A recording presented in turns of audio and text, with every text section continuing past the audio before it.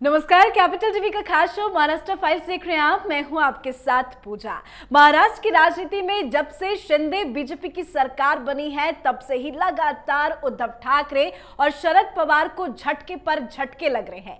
एक तरफ उद्धव ठाकरे का साथ धीरे धीरे कर विधायक एमएलए छोड़ रहे हैं, उद्धव के पास विधायकों की संख्या खत्म के बराबर है, तो वहीं दूसरी तरफ शरद पवार से भी उनके सगे संबंधी साथ छोड़ते नजर आ रहे हैं। एक खबर ऐसी आई है जो शरद पवार के लिए बड़ा झटका माना जा रहा है। खबर है कि महाराष्ट्र के बारामती में राष्ट्रवादी कांग्रेस पार्टी की हमलावर माने जाने वाली महिला नेता अर्चना पाटिल ने बीजेपी का दामन थाम लिया है, जो शरद पवार के लिए बहुत बड़ा झटका है। इसी खबर पर ज्यादा जानकारी के साथ चर्चा में मेरे साथ स्टूडियो में मौजूद हैं कैपिटल टीवी के सीनियर एडिटर राजीव जी। राजीव जी, बहुत बहुत स्वागत है आप। धन्यवाद। एनसीपी छोड़कर अर्चना पाटिल ने बीजेपी का दामन थाम लिया, कितना बड़ा झटका है ये एनसीपी के लिए? ये शरद पवार के लिए एक बहुत बड़ा झटका तो है, लेकिन ये एनसीपी के पतन की शुरुआत है।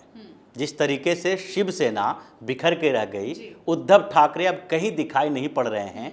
अब भारतीय जनता पार्टी के प्लान का एक हिस्सा है कि महाराष्ट्र में शरद पवार को कमजोर किया जाए, और ये कॉन्सिक्वेंसेस देखेंगे, क्रोनोलॉजी देखेंगे कि इस पिछले कुछ समय में क्या क्या हुआ है और भारतीय जनता पार्टी कैसे शरद पवार को घेरने में लगी हुई है।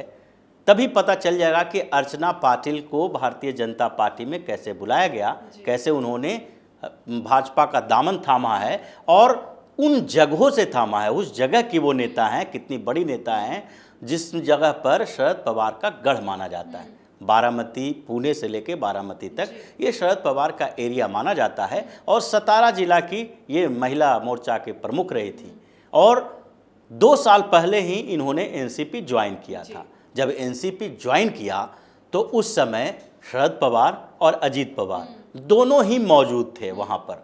दोनों ने इनको वहाँ पर एनसीपी ज्वाइन करवाया था।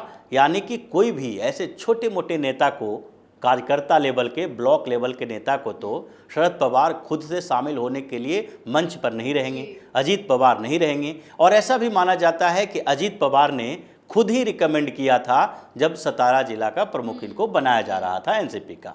तो वहाँ पर जो राजनीति चल रही थी इतने दिनों से, इससे पहले 2019 में हर्षवर्धन पाटिल ने कांग्रेस छोड़कर भारतीय जनता पार्टी का दामन थामा था। वो भी बड़े नेता थे, मंत्री रह चुके हैं, कांग्रेस के बड़े नेता माने जाते हैं। तो ये धीरे धीरे भारतीय जनता पार्टी शरद पवार के उस गढ़ को भेदने की कोशिश में लगी है। और इस बीच क्या हुआ? इस बीच पिछले 3 दिन के दौरे पर निर्मला सीतारमण गई हुई थी बारामती के एरिया में। ये भारतीय जनता पार्टी की उस बड़ी योजना का एक हिस्सा है जिसमें जिन जिन 150 के करीब सीटें जो है लोकसभा की, जिन जिन जगहों पर वहाँ पर भारतीय जनता पार्टी की हार हुई थी पिछले लोकसभा चुनाव में, वहाँ पर एक ग्रुप बनाया गया है कि इतनी सीटें जो है उन जगहों पर एक केंद्रीय मंत्री जाकर वहाँ पर योजनाओं का प्रचार करेंगे, पार्टी का प्रचार करेंगे और वहाँ पर भाजपा के संगठन को और मजबूत करेंगे। और उसी में निर्मला सीतारमण को भेजा गया था बारामती। अब एक केंद्रीय इतनी वरिष्ठ नेता और मंत्री उस एरिया में जाते हैं तो वहाँ पर भारतीय जनता पार्टी के जो नेता और कार्यकर्ता हैं वो एक्टिवेट हो जाते हैं। हर्षवर्धन पाटिल के अलावा कई दूसरे जो छोटे मोटे नेता थे भारतीय जनता पार्टी के और राज्य स्तरीय नेता थे, उन लोगों ने निर्मला सीतारमण के साथ उस पूरे एरिया का दौरा किया। अब बारामती में जब निर्मला सीतारमण पहुंची हुई है तो उससे पहले ही भाजपा वहां प्लान बना रही थी। और ये जो अर्चना पाटिल की एंट्री है भारतीय जनता पार्टी में, ये उसी का एक एक्सपेंडेड वर्जन है।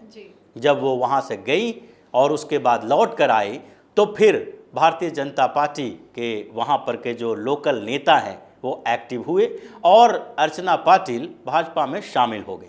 भाजपा में तो वो शामिल हो गई हैं, लेकिन उनके पीछे एक पूरा वर्ग और एक पूरा जो कार्यकर्ताओं का समूह है वो भी उनके साथ साथ एनसीपी छोड़कर भारतीय जनता पार्टी में शामिल हो गया है। और इसीलिए शरद पवार के कैंप में एक भगदड़ मचा हुआ है।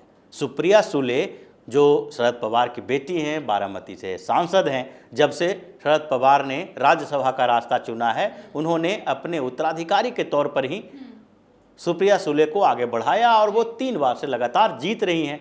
वहाँ से लोकसभा सांसद रही हैं। लेकिन जब चुनावों का आंकड़ा देखेंगे तो 2014-2019 में 1 से 1.5 लाख के बीच, उससे पहले 70-80 हज़ार, फिर उसके बाद 1 लाख के मार्जिन से वो जीतती रही हैं। तो इसका मतलब है कि भारतीय जनता पार्टी जानती है कि पूरे लोकसभा क्षेत्र में अगर हम सही तरीके से फील्डिंग भिड़ाएं तो शरद पवार को हराना मुश्किल नहीं है। अब जब शरद पवार अपनी बेटी के लिए इतना चिंतित हो जाएंगे तो उनको उन्हीं के क्षेत्र में घेरा जा सकता है। उनका पूरा ध्यान अपने गढ़ के ऊपर रहेगा, वहाँ की एक्टिविटी पे रहेगा, और दूसरे महाराष्ट्र के क्षेत्रों में वो ज़्यादा समय नहीं दे पाएंगे। ये तो एक भारतीय जनता पार्टी की अपनी रणनीति है। लेकिन दूसरे तरफ अगर इस बीच सुप्रिया सुले को देखें, सुप्रिया सुले बार बार ये कह रही हैं कि अब तो भाई शरद पवार एक बार पूरे महाराष्ट्र का दौरा किए नहीं कि पवार की सरकार वहाँ पर बन गई, यानी महाविकास अघाड़ी की सरकार फिर से बन जाएगी, सत्ता में आ जाएंगे, भारतीय जनता पार्टी की हार हो जाएगी। ये डर दिखाता है, इस बात का डर है कि जैसे ही भारतीय जनता पार्टी ने शरद पवार के ऊपर नकेल कसना शुरू किया, तैसे ही इसके पूरे परिवार में इस बात की चर्चा होने लगी कि अब भारतीय जनता पार्टी शिवसेना यानी उद्धव ठाकरे गुट को भूल गई है। अब हमारे ऊपर उनकी नज़र है। जहाँ जहाँ एनसीपी के कैंडिडेट होंगे, जहाँ जहाँ शरद पवार के मजबूत एरिया माना जाता है, उन क्षेत्रों में भारतीय जनता पार्टी की प्लानिंग मजबूत होगी और उन्हीं क्षेत्रों में इस बार के चुनाव में सबसे ज़्यादा प्रधानमंत्री नरेंद्र मोदी और अमित शाह, जेपी नड्डा, इन लोगों की रैलियां होगी। ये पूरी प्लानिंग है बनी हुई और यही कारण है कि शरद पवार खुद भी परेशान नज़र आ रहे हैं और उनकी बेटी ने तो जो बोला वो उनके डर को दिखाता है।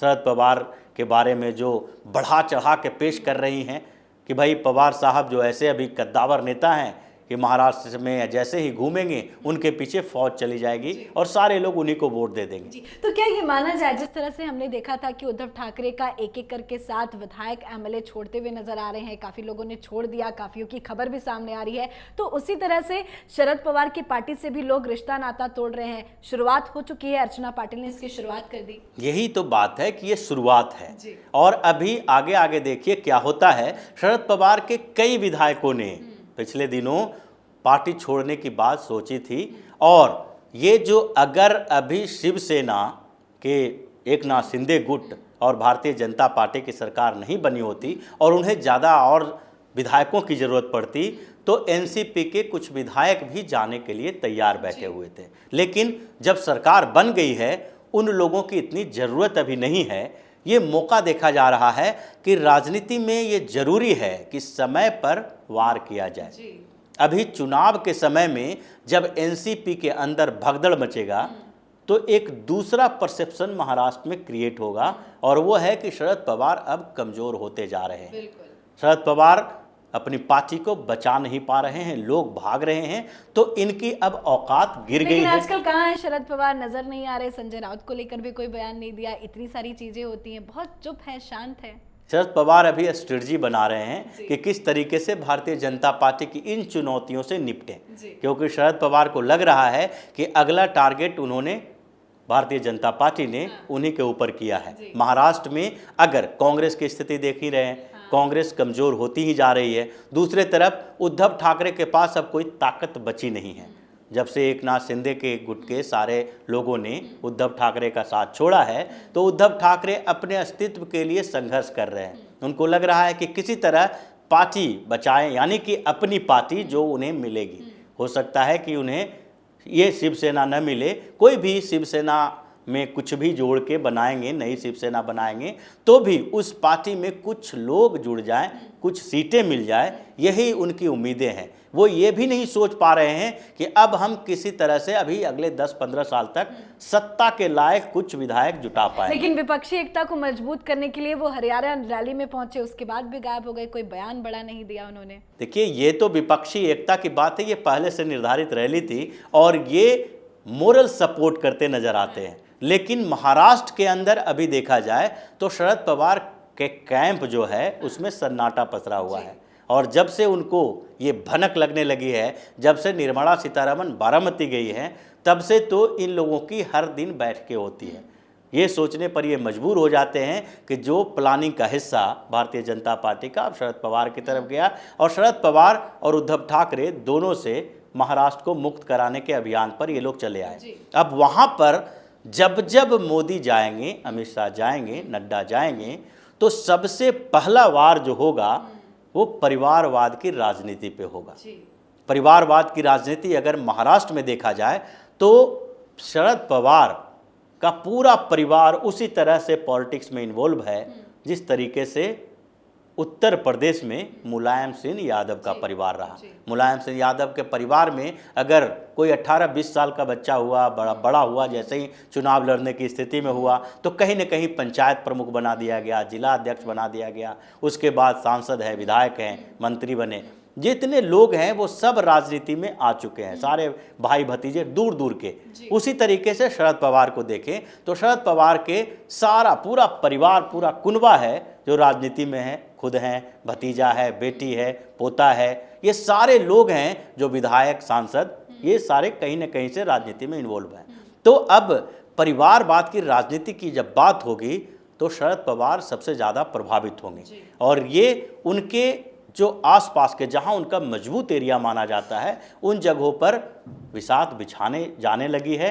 और अर्चना पाटिल का आना इसकी एक शुरुआत है कि अब शरद पवार की पार्टी में भगदड़ मच गई है और उस भगदड़ में अब धीरे धीरे पहले उनके संगठन को तोड़ा जाएगा।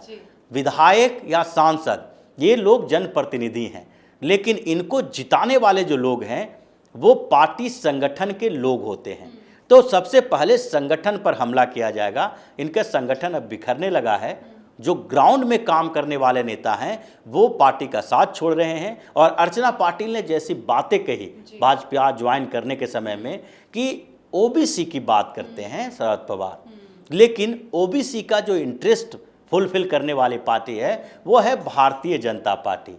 भले ही शरद पवार लंबे समय तक ओबीसी की राजनीति करते रहे हैं और वो बताते रहे हैं कि हम आपके लिए बहुत कुछ किए, लेकिन यहाँ पर भारतीय जनता पार्टी जो है ओरिजिनली काम कर रही है अति पिछड़ा वर्ग के लिए। तो ये एक संकेत है कि ग्राउंड लेवल के लोग जो काम कर रहे हैं, जिनका वहाँ पर पकड़ है, वो लोग पहले धीरे धीरे शरद पवार का साथ छोड़ेंगे और जब ग्राउंड वर्कर साथ छोड़ता है तो उसके बाद जनप्रतिनिधि अपने आप बिखरने लगते हैं। वो लोग खुद ही साथ छोड़ेंगे क्योंकि उन्हें लगता है कि चुनाव जिताने वाले लोग ही जब नहीं हैं तो हम चुनाव जीतेंगे कैसे। तो पवार कैंप में अब भगदड़ मचने की शुरुआत हो गई है और अगले कुछ महीने के अंदर दिखाई पड़ेगा कि कितने शरद पवार के नेता भारतीय जनता पार्टी में आ रहे हैं और उसके बाद शरद पवार बौखलाए हुए फिर रहे हैं। जो कभी प्रधानमंत्री बनने का सपना देख रहे थे, उसकी उम्मीदवारी की बात कर रहे थे, अब महाराष्ट्र में ही अपना आधार खोते जा। मतलब शरद पवार का हाल भी उद्धव की तरह होने वाला है। बिल्कुल जी, बहुत बहुत शुक्रिया समझाने के लिए। धन्यवाद। तो एक एक कर नेता, विधायक, एमएलए सभी उद्धव ठाकरे और शरद पवार से किनारा कर रहे हैं। नेताओं को भी अब समझ में आने लगा है कि एमवीए के साथ रहने का कोई फायदा नहीं, क्योंकि महाविकास अघाड़ी का अब कोई अस्तित्व नहीं बचा है। तभी लोग नाता तोड़ रहे हैं। उधर शिंदे खेमा मजबूत होता जा रहा है, जो उद्धव ठाकरे और शरद पवार के लिए बहुत बड़ा झटका है। आज के हमारे शो में फिलहाल इतना ही। देखते रहिए कैपिटल टीवी। कल एक बार फिर महाराष्ट्र से जुड़ी बड़ी खबर के साथ हाजिर होंगे। नमस्कार।